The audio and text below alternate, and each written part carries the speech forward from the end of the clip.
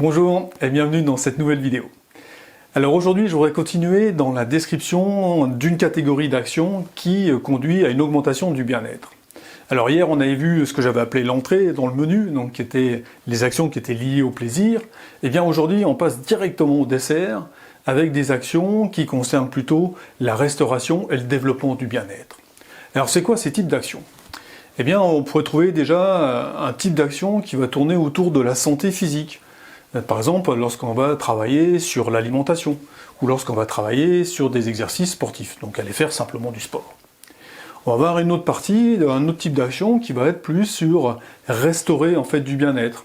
Un exemple super simple, ça va être de faire la sieste.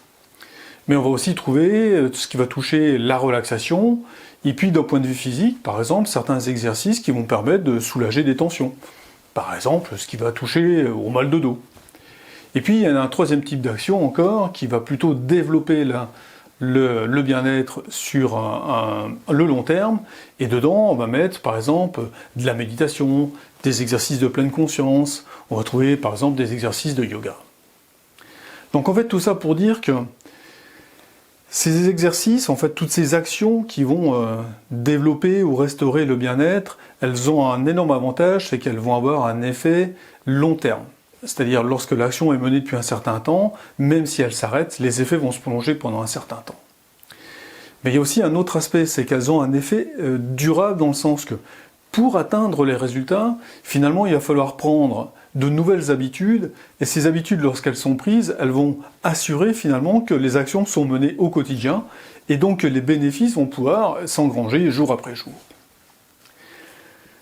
Bon, ces actions-là, elles ont aussi quelques difficultés pour la mise en place, et notamment pour atteindre les résultats. La première difficulté, ça va être qu'elles ont besoin de répétition. En fait, c'est la répétition de ces actions-là qui vont vraiment donner des effets. Donc l'inconvénient de ça, ce qui va avec la répétition, c'est que parfois ça va décourager un certain nombre de personnes, parce que les effets ne sont pas visibles tout de suite. Ensuite, le corollaire de ça, c'est que en fait, les effets, ils vont s'installer petit à petit. Et donc, du coup, ce qui va manquer, c'est un effet avant-après. Et là encore, ça peut encore décourager quelques personnes. C'est-à-dire, on peut être confiant finalement que ça va être bénéfique à long terme, mais on ne va pas le constater franchement, parce que ça va s'installer petit à petit. Ensuite, il s'avère que notamment pour la partie qui va être dans le développement du bien-être, donc là où j'ai mis plutôt la méditation, le yoga, eh bien pour un certain nombre de personnes, ça va paraître un petit peu, on va dire, perché. Perché dans le sens où en fait c'est éloigné du quotidien des personnes. En fait ça va leur paraître étrange. Et donc du coup, il y a une certaine résistance qui s'installe.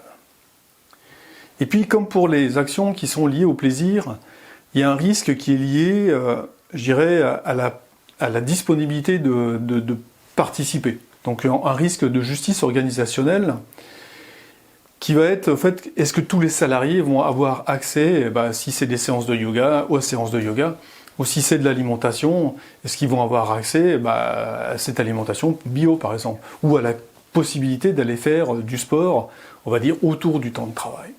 Donc ça c'est un risque, et on l'avait vu déjà pour les actions précédentes, en fait, qui va décourager, qui va démotiver les gens. C'est-à-dire, d'un côté, on amène du bien-être, mais en même temps, on amène une forme de démotivation.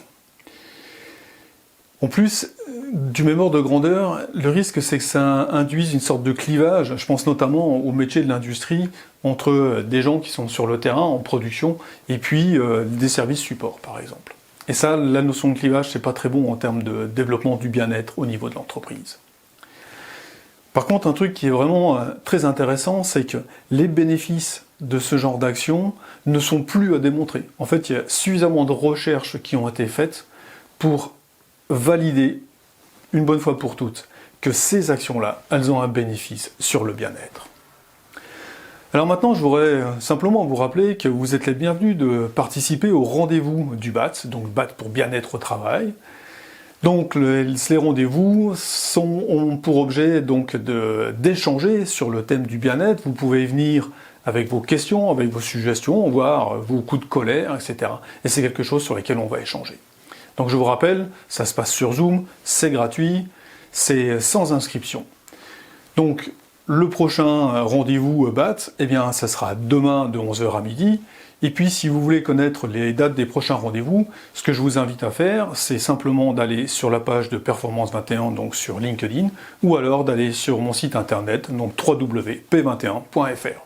Donc je vous dis à très bientôt pour un de ces rendez-vous sur le bien-être au travail.